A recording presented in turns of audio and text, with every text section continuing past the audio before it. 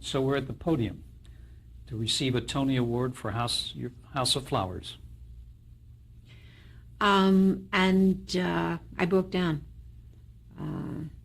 It was just overwhelming to realize that I was standing on stage to receive an award for the first Broadway musical that I'd ever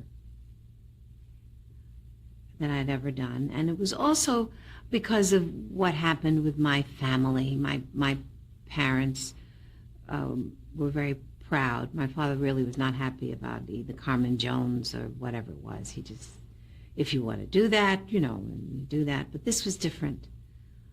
And once again, the training, Richard Rogers was very serious about it.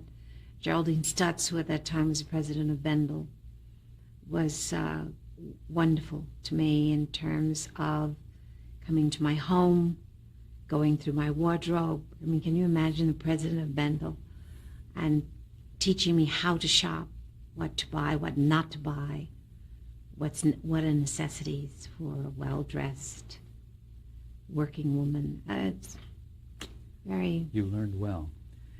I'm going to 1959 now, to Porgy and Bess. How did that role come about? Porgy and Bess. Oh, Yeah. 1959. Right. I was married, and I was working in Chicago.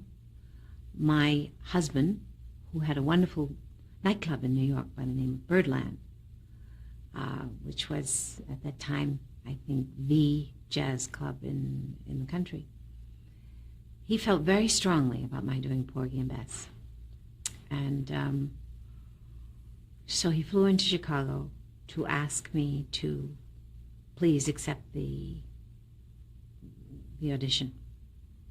And I told him that I thought the part was meaningless, and that I really felt that Dorothy was absolutely perfect for the lead. I didn't want to audition for anything like that. And he said, but it's historic. And that word got my attention. I said, you really believe this is historic? He said, yes, it is. He's a wonderful man, by the way. And he began to talk to me about the music and about the history of the music and the author of the music. And we bought the music, and I listened, and I said, yes, I just want to be in the presence of Gershwin to this extent. So I flew out and I did the part of Clara. Did you have to audition for that? Or did they just hire you? I think Otto was pretty well aware of me at that time, and it was not a singing part in terms of having to do anything except dub, because I think there were only 2 roles at that time that was Pearl Bailey and Sammy Davis Jr. that were, the voices were so identified with them as performers outside of, so they had to pay the family, the Bizet family, not the Bizet family, the Gershwin family, for the voices of, I'm getting 2 pictures confused here. They were so close together, Carmen Jones okay. and Porgy and Bess. But anyway, you know what I'm talking about. Yes, I do. So it was not mine. Somebody else dubbed your role at that Yes. time? Yes. Yeah. But now Sidney Poitier was in that picture as well. That's right. That was the first time you'd met him. That's right. And it's the beginning of a friendship and relationship that lasted over a long period of time. It was the beginning of a very turbulent romance that Yes. lasted for almost 9 years. How was Porgy and Bess received by the public? Was it a success? Well, there were so many, the black community was much more verbal. The years that lapsed between the making of Carmen Jones and the making of Porgy and Bess, something happened in the culture, and something certainly happened in the black community, just slightly, just enough for the voice of dissension to be heard and published. I mean, it was very widely published that there were many who felt that Porgy and Bess should not be made. So we were in the middle of a much more turbulent situation than we had experienced during Carmen Jones. And the next year you did Paris Blues. That's right. 1960. Remember the kind of part that you played in that? Yes, I played a school teacher. Joanne Woodward and myself, we were school teachers. We decided to have a fling, and we decided to go to Europe to get out of our small town, someplace I think in Indiana. And we went to Paris, and we met Sidney Poitier and Paul Newman. And it was not a monumental film. Marty Ritt directed it. It was a good film, though. And it was the most important piece of work that I had done on film.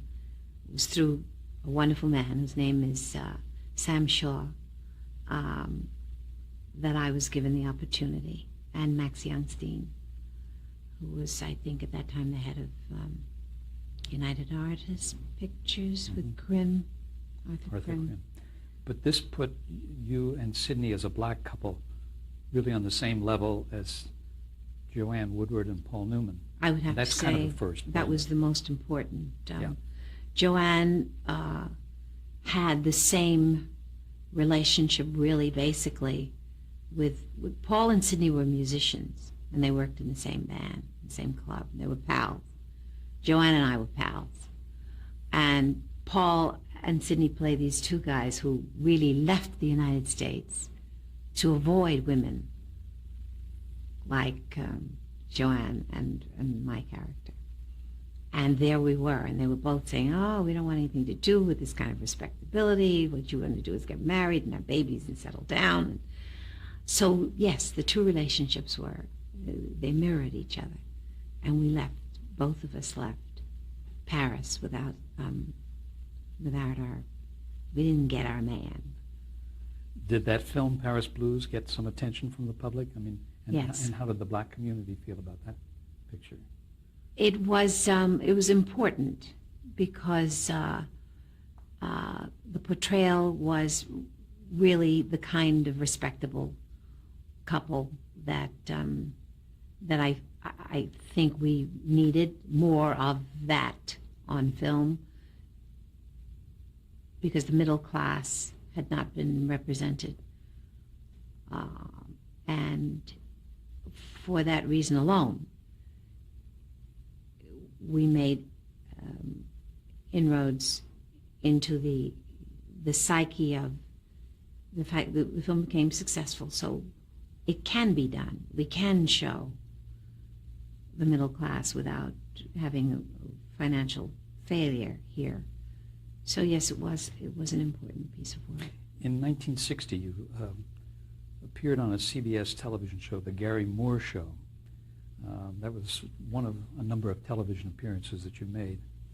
Do you remember your appearance there, your performance, what you did? I did The Gary Moore Show for several weeks, as I recall, for a very long time. Sometimes I would maybe, it was not consistent. Perhaps I'd leave town for a week and then I'd come back and I'd do. And I think that was the first time that was done on television, because the Gary Moore Show really represented a group of actors that were really ensemble actors. It was Carol Burnett. I can't remember all of the names. But you had very important guests. Like I know Jack Benny was a guest on one of your shows. Yes, but what happened on that show, with Gary being the kind of human being he was that I was a part of everything. I was an integral part of what happened with the sketches and with the music, and it was an inroad. Did Gary Moore make sure that happened? He didn't. I don't know that he had to really fight it. I think television was beginning to it, but he certainly was happy about it. I think television was beginning to turn, because I remember shortly after that, I think it may have been an Andy Williams show, and Carol and I did it together. And we played two dead-end kids with, knickers and the cap on the side. And there was a big conversation about whether we should be friends or not. And we both said, why not? And so we had the garbage can on our feet, and we were the badly behaved youngsters in a very poor neighborhood. But it was taken as a musical number, which it should have been. And things were slowly beginning to change. What was Gary Moore like? He was slightly shy. He was a funny man with a good heart and kind. Very easy to work with. He had no facade, no ego problems at all. And he encouraged you. Yes. Yes, and so did Joe Hamilton, who later married Carol Burnett. In 1962, you appeared on the ABC police drama Naked City. Was this your first dramatic performance on television? With this kind of weight, yes. Yeah. How did that come about? 1962. Yes. As I recall, it was through my agent, who felt that the role of is either a school teacher or something, that it was a professional woman, could easily integrate the cast without disturbing it. And that permeated my career, that point of view. I think she can integrate this situation without disturbing it or making it have any chance of being less successful. That was something I had to deal with very early on and certainly throughout all of the years. Was it yet a role, though, that either a white person could play? Oh, absolutely. Yes. Mm-hmm. That was what was so important about it. And it had moments of dramatic content with just me on the screen that was beginning to happen. It had not really been a part of television. I wasn't a movie star, but I was an actress, and so I was allowed to do this job of work, for which I was nominated, by the way. That's right. That was for an Emmy Award, wasn't it? Yes. Mm-hmm. How did you feel about that acknowledgement? Getting recognized. I was really amazed by that acknowledgement. Mm-hmm. It took me a long time to understand technology, to understand what television really meant. That was very important, that nomination. You went from motion pictures to television, back and forth. To nightclubs. To nightclubs. To theater. Did you have to change your style of acting before the television camera as opposed to the motion picture camera? Yes, we all do. It's important to understand, and that's why I keep mentioning to you how fortunate I was, being exposed to people who would pull me aside and do a little teaching, give a little information. And the camera is here and the stage is here, and making that transition during the time when I really didn't have that opportunity to be in front of the camera that often. If I had not been fortunate enough to have some help, it's not an easy lesson to learn. It's much easier now because we all understand.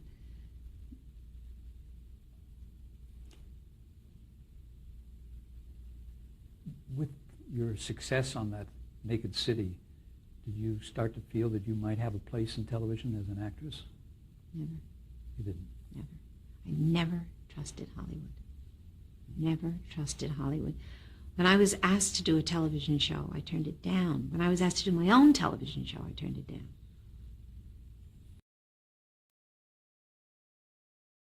Love to see her do her own TV show. I always felt as though Hollywood was playing with me. I could count on the theater, and I could count on nightclubs. That I knew. I could count on the musical television, coming in and out, doing that. That I knew. But I didn't feel like a player in this town until Julia. Was there anything specific, though, that made you distrust Hollywood? Yes. I mean, any incidents? Well, first of all, there were no blacks on television, and there were no blacks in film. And I always intended to live well. That has always been a part of my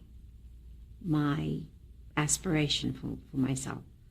I have a feeling that anyone who works this hard feels that way. And I didn't feel that Hollywood was going to offer that to me. But you did go on the late night show on NBC with Jack Parr. Tell us about some of your experiences there with him. Well, that was very early, and Jack was very aware of the fact that he was certainly doing something that had not been done before. Breaking new ground. That's right. I think primarily it was Steve and Edie. They were there. Steve Lawrence and Edie Gourmet, I think they were there very often. But to have, as he called me, the exotic, on the air as often as I was invited to be on the Jack Parr show. Finally, one day we discussed it. I said, you know, I'm really not so exotic. He said, what do you mean? I said, do you know that I was born in the Bronx, in Fordham Hospital in the Bronx? He said, you were? I said, yes, this was all on the air. Where did you think I was born? He said, I thought you were born on some island. Now, that's a very important statement. He thought I was from the West Indies. There was a definite separation between the American black and the island black because of self-rule, because of education. And so if you had a kind of presence about yourself, it was assumed that you were from the islands. Like Harry Belafonte. And Sidney Poitier. But I wasn't. I came from two people who came from the southern part of the United States, but they raised me that way. And I was born in the Bronx. Jack found that very interesting. But it was great to be there. It was, television was growing, and naturally that kind of exposure is extremely important. Did that exposure help you? Oh, very much so. In every area. In every area. As television still does today. It's still important to, even Dustin Hoffman goes out and promotes his films on television. I want to jump now to the musical No Strings, which happened in 1962 and was a marvelous experience for you. How did that come about? No Strings. Richard Rodgers. Right. Richard Rodgers saw me on television. On Jack Parr show, maybe? On the Tonight Show, on the Jack Parr show. Mm-hmm. And he called my agent, and he called the next day. And, of course, I didn't believe that it was Richard Rodgers. He said, this is Richard Rodgers. And I said, sure. And this is Helen Twelvetrees. Who is this? I thought it was one of my friends. But it was because of television that he decided to do. He said that he'd like to do a musical with me, and that he would like me to be as he saw me on the television show. He'd like it to be well dressed, and that he was leaving for Europe, but that he would come back to me as soon as he returned. And I thought, well, all right. But the day that he asked me to join him for lunch before he left for Europe, I thought it was very important that I startled him when I arrived at the restaurant. I think that business of overwhelming people with your presence and your grooming, it's not a part of today. It's not important today. I cannot tell you what it meant then. I was dressed in Givenchy from head to toe. It meant a great deal during that interview. And today, if you say to me, we have a meeting, I I might go as I am now. That was just not a part of how we went about doing our business then. And Richard Rodgers was impressed. What kind of a man was he? He was a taskmaster and very excited about doing his first project alone. This was the first time that Richard Rodgers had done a musical, wanted to do a musical alone without a collaborator.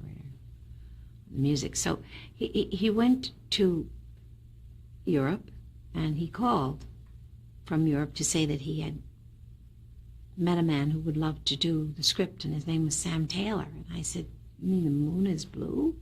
Sam Taylor?" And he said, "Yes." And I thought, this is going to be real. This is going to happen. And they returned with a script. This was all a fairy tale. This was just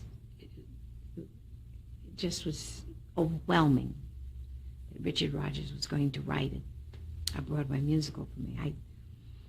I couldn't speak. I couldn't really.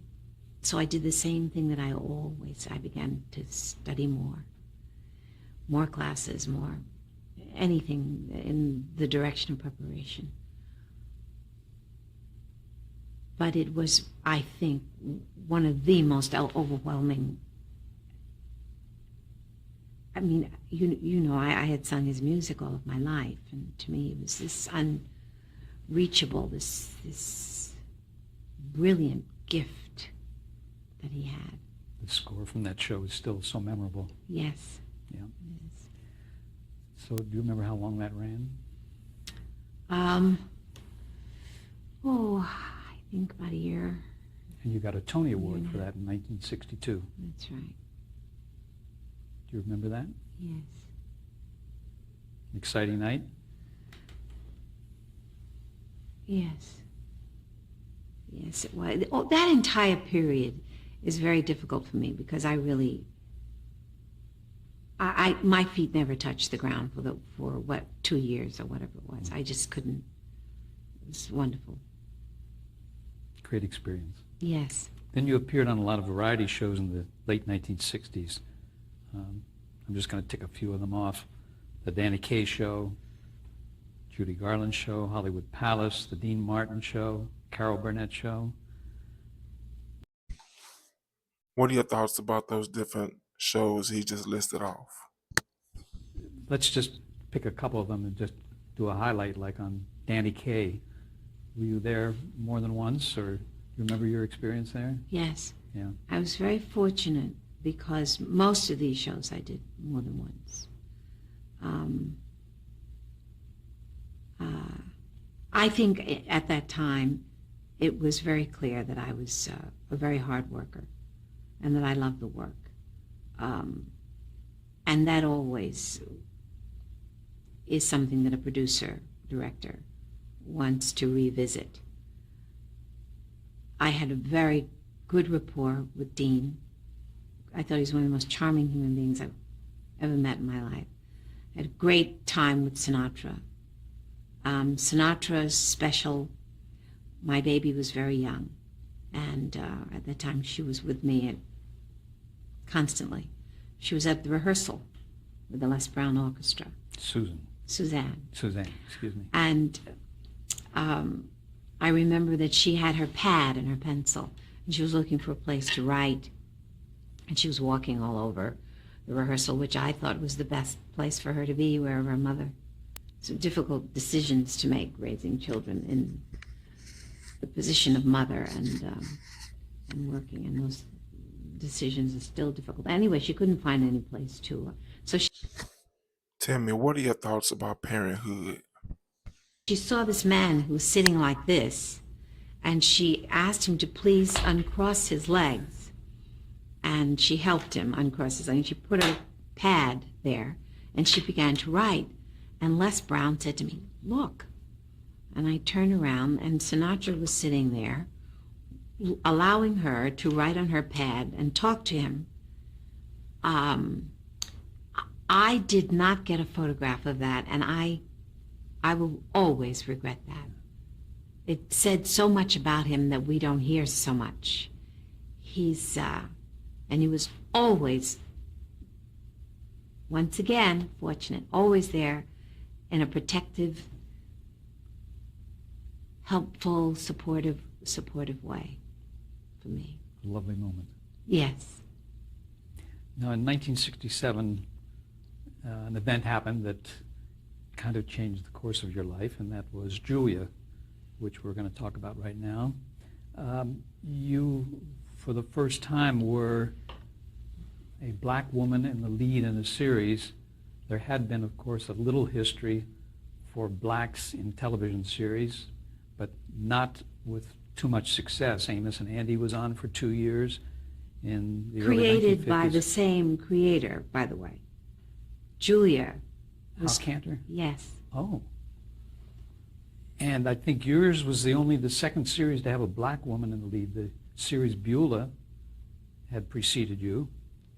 How did that pilot come about? I mean, how did it happen that you got to read for the pilot? I have to tell you that, I really ran away from doing this television show because my memory of being on the set of Carmen Jones and feeling as though I was there for a short period of time, and the memory rekindled being on the set of Porgy and Bess and feeling that I was there for a short period of time, flying in and out, doing the musical shows, I really didn't believe that this was a show that was going to work. I thought it was something that was going to relieve someone's conscience for a very short period of time. And I really thought, let them go elsewhere. It's not... But there was a very good friend and a smart man at NBC. His name was Dave Tebbett. And he called me very early on in the proceedings. He said, this is funny because you don't want to do it. And the executive producer, creator, doesn't want you to do it. He doesn't feel that you can do it. But I think you can do it. And I said, I'm not moving to California. I don't want to know anything about living in California. I need a place in my life that validates me constantly, and that's New York City. And I suppose they waited maybe 6 months or so before they called back. And Dave Tebbett said, I don't want any arguments from you. I want you to do the audition. I said, does the creator want me to do it? He said, absolutely not. I said, oh, why? Why doesn't he want me? He said, because you're Las Vegas and Broadway theater, and it's not the image. He wants the housewives to feel comfortable with his character of Julia. I said, he does. So he doesn't feel that I can pull that off. He said, no, he really doesn't. So I flew into California a couple of days early, got the script. I brought my makeup friend and my hair friend and my assistant, and we worked on that script from every hair, every line, I wore a little black dress. I also cut my hair we've got all the ladies' magazines that they purchase when they're in the grocery store. We need to pick this up on the next tape, okay? Okay. Me like she did that role only to be spiteful. Let me know what you think about that in the comments. You have just listened to and watched Diahann Carroll interview, part 4 of 8.